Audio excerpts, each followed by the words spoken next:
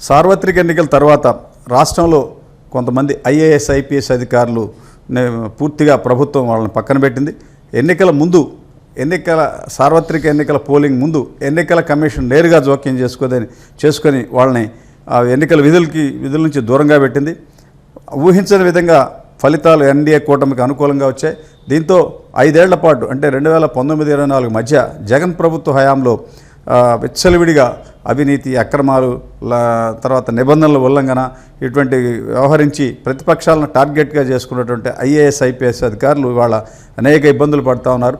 ఏదో విధంగా అప్పట్లో తాము పొరపాట్లు చేశామని ముఖ్యమంత్రిని సంప్రదించి సారీ చెబుదామనేటువంటి ఆరాటంలో ఉన్నారు.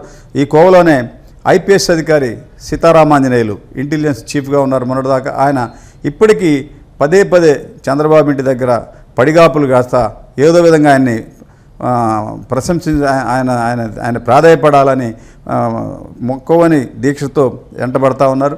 ఫలితాలు వచ్చిన తర్వాత అంటే 4వ తారీఖు ఫలితాలు వచ్చిన తర్వాత 6వ తారీఖు ఉండవల్లిలోని చంద్రబాబు నివాస గృహం దగ్గరికి వెళ్ళి లోపలికి వెళ్ళడానికి ప్రయత్నం చేస్తే సెక్యూరిటీ గార్డులు పర్మిషన్ ఉన్న అధికారులని, అనుమతి ఉన్న అధికారులనే లోపలికి పంపమన్నారని, అనుమతి లేదని ఆయన్ని లోపలికి పంపకుండా బయటికి పంపించేశారు. ఆ తర్వాత చంద్రబాబు నాయుడు ముఖ్యమంత్రిగా బాధ్యతలు స్వీకరించి సచివాలయానికి వచ్చిన రోజు కూడా అందరు ఐఏఎస్ ఐపీఎస్ అధికారులతో పాటు ప్రత్యేకంగా కలవాలని ప్రయత్నం చేసిన చంద్రబాబు నాయుడు పర్మిషన్ ఇవ్వలేదు.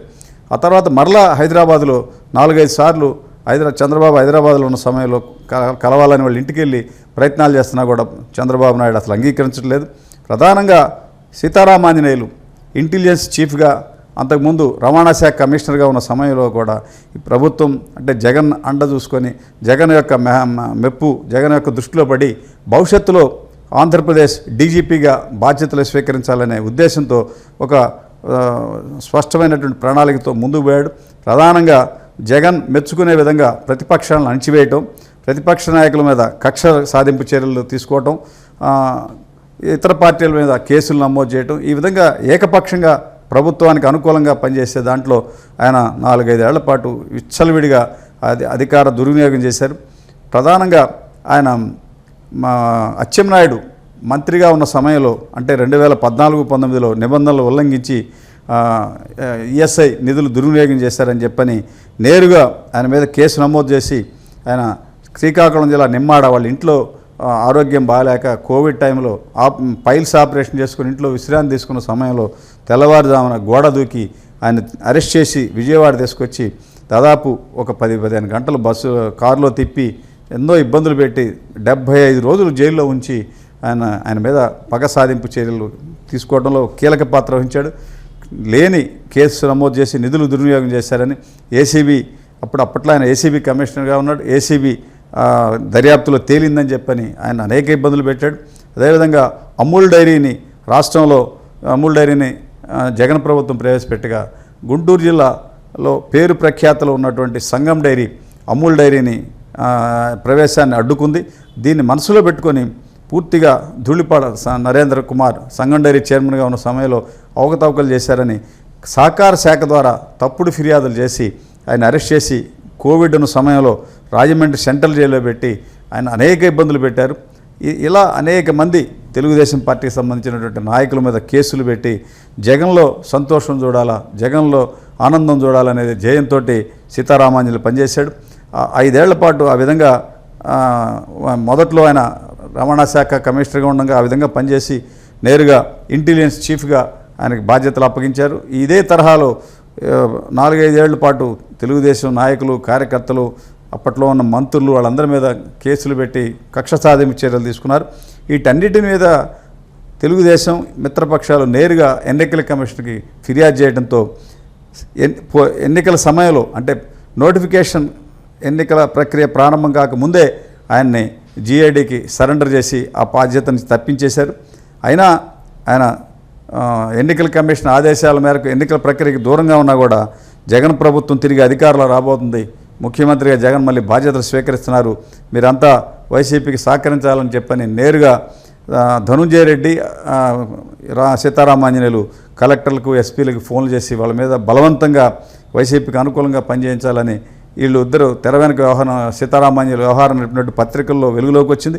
ఈ విధంగా జగన్ ప్రభుత్వానికి అడ్డగోలుగా అనుకూలంగా వ్యవహరిస్తూ చంద్రబాబు ప్రభుత్వాన్ని, చంద్రబాబు నాయుడిని, అప్పట్లో తెలుగుదేశం పార్టీలో కీలకంగా ఉన్నటువంటి నేతల్ని అందరినీ ఇబ్బందులు పాలు చేసి లేని తప్పుడు కేసులు నమోదు చేసి ఇబ్బందులు పెట్టారు.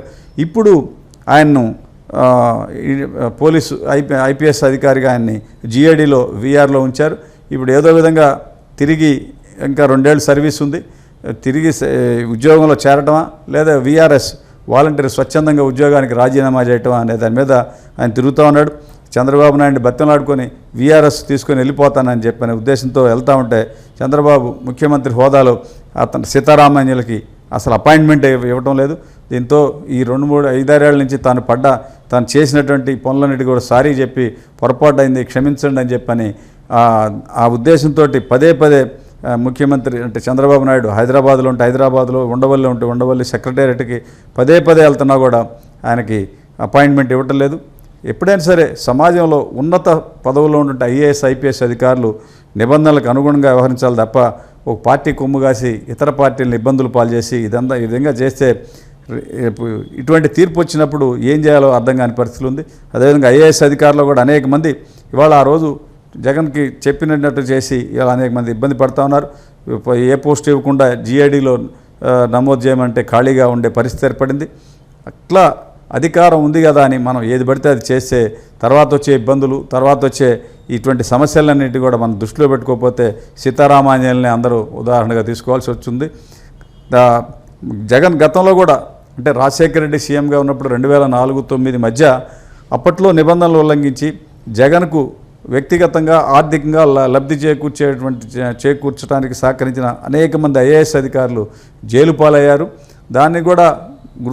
దాన్ని దృష్టిలో ఉంచుకొని వ్యవహరించాల్సినటువంటి ఐఏఎస్ ఐపీఎస్ అధికారులు నిబంధనలు ఉల్లంఘించి ఇష్టం వచ్చినట్టు వ్యవహరించారు. ఇప్పుడు దానికి పాపం అనుభవిస్తూ ఉన్నారు.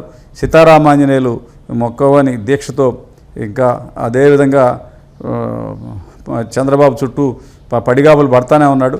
ఆయన ఇంతవరకు చంద్రబాబు నాయుడు మాత్రం ఆయనకు అపాయింట్మెంట్ ఇచ్చే ప్రశ్నే లేదు, లోపల పంపొద్దని స్పష్టమైనటువంటి నిర్ణయంతో ఉన్నారు.